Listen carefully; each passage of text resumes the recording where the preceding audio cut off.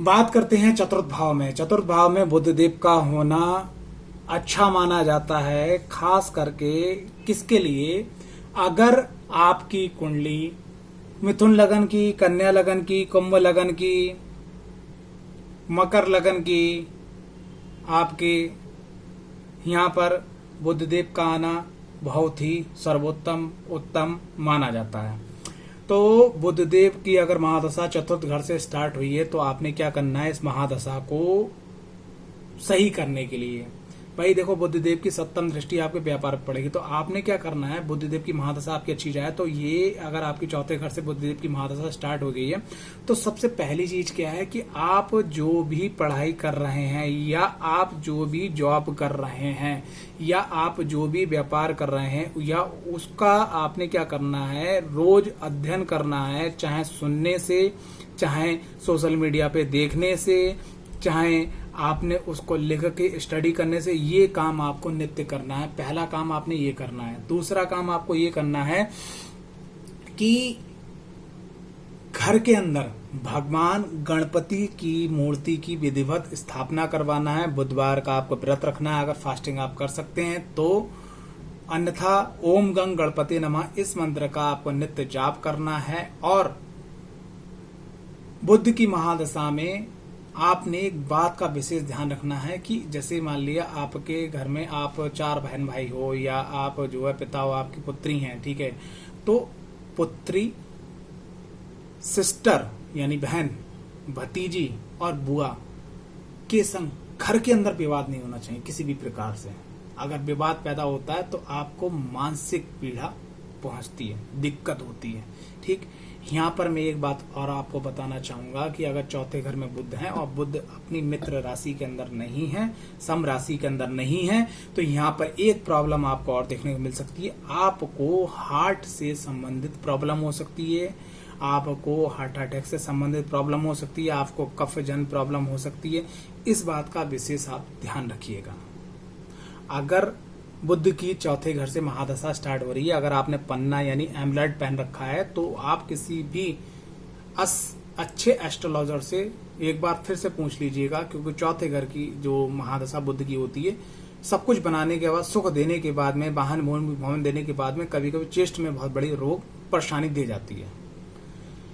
बात करते हैं पंचम भाव के अंदर बुध देव। क्या बात है भैया, काल पुरुष की कुंडली के अनुसार यहाँ पर सिंह राशि आती है 5 नंबर, और बुध देव का यहाँ बैठना बहुत अच्छा माना जाता है।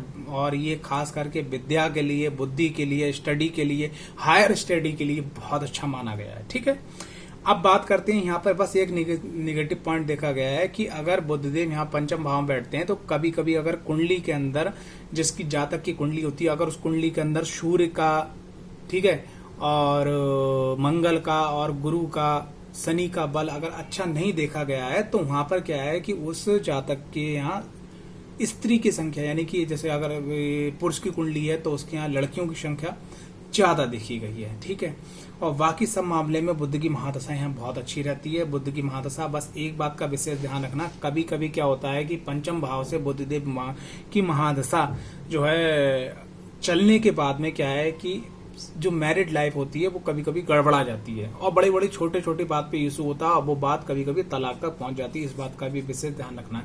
बाकी सब मामले में बुध की महादशा यहाँ बहुत अच्छी रहती है, क्योंकि बुध यहाँ पंचम भाव में किस राशि में बैठे हैं, किस नक्षत्र में बैठे हैं, किसकी कौन के संग कौन बैठा है, कौन सी दृष्टि है, ये सब चीजें विचार किए जाती हैं।